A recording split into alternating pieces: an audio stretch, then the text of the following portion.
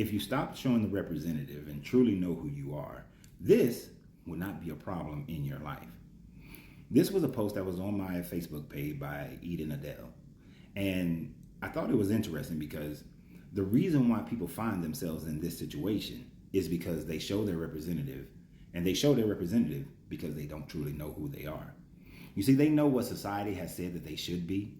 They know that what attracts the opposite sex or same sex, depending upon which you are, but they know what attracts whatever they're in desire of.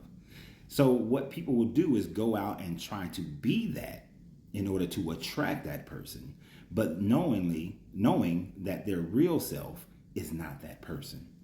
And because their real self is not that person, as a little bit of time goes by and a person becomes more comfortable within the relationship, all of a sudden, they revert to their normal self. They revert to their real self.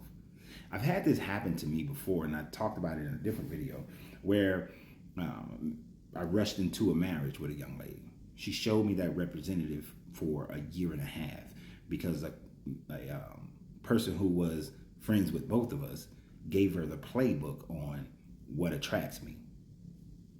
A year and a half later, the attraction is not there. The attraction is waning because the person that I'm involved with now is not the person that I dated. 5 years of counseling, sorry about that, 5 years of counseling, it was discovered that this person just realized, as they said it, I realized I'm just not that person. Okay, the counselor said you bait and switch that man. So what do you do now? Do I or can I fall in love with the person to whom I'm with now? I cannot, because that person is someone that I wouldn't even have given the consideration of dating. So if she had been her true self from day one, we would have never gotten to the point where marriage was involved, where now blending families is involved, where blending lifestyle is involved, blending economics are not involved. None of those things would have happened. So whatever hurt or pain that happened during and after the relationship would have never happened, because the authentic self would have been present instead of the representative. So people knowingly and unknowingly will seduce someone into a relationship and then not do what is necessary to maintain it. And the worst ones are the ones who knowingly do it. You see, I'm the type of person, I'm going to tell you exactly who I am day one. Deep conversation. This is who I am. This is what I like. These are my must-haves in a relationship. These are my must-not-haves in a relationship. This is my 80-20 rule.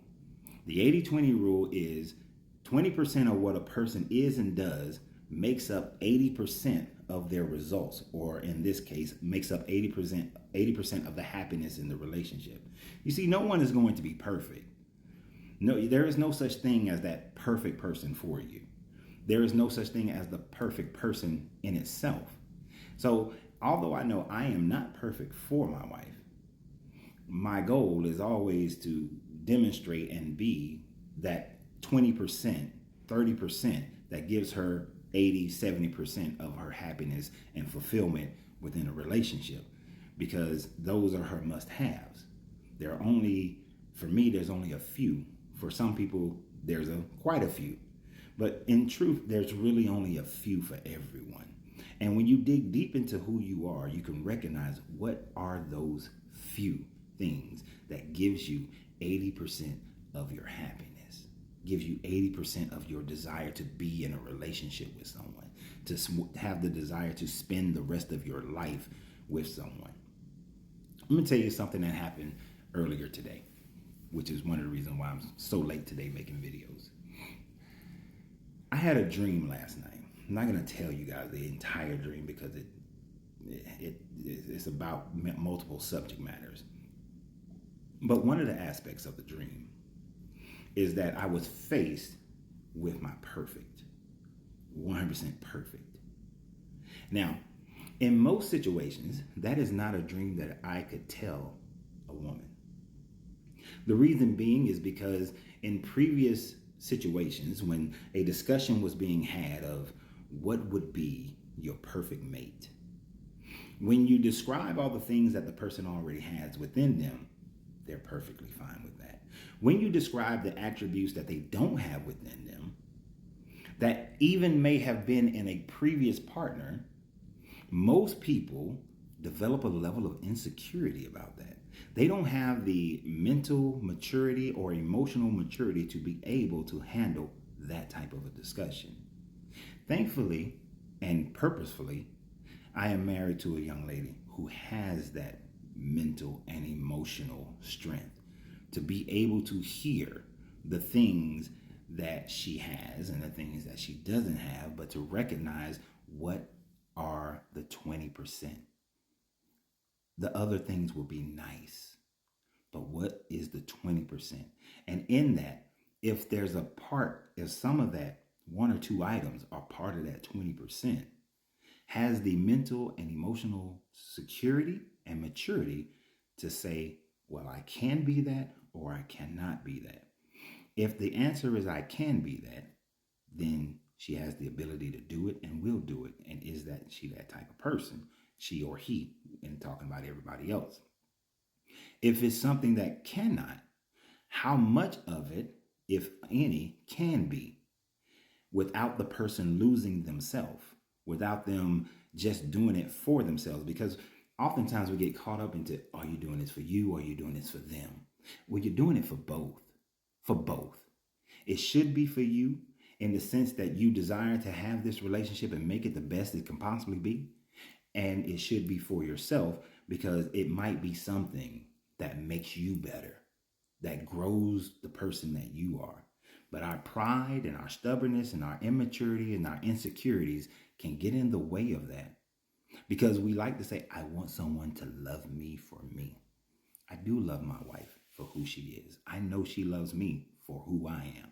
I know that there are things about me that I can improve to make her happier in this relationship. The things that I can do something about, I will. The things that I cannot do anything about or just don't have the desire to do anything about, the question then becomes, is it a deal breaker? Well, the beauty of it is we were mature enough in the very beginning in the development of our relationship that if something was a deal breaker, it was established early on so that that one thing or two things here and there are not deal breakers. It'd be nice. It's nice to have. When you know yourself to that degree, you will not have to worry about this. So my question to you is, how much digging do you do within yourself to find out if you are that person that you're demonstrating to your spouse or potential spouse? That's the question. Do you know yourself that well? What do you guys think? And always remember, you have to free yourself to be yourself because your greatness is non-negotiable. Good journey, good vibrations.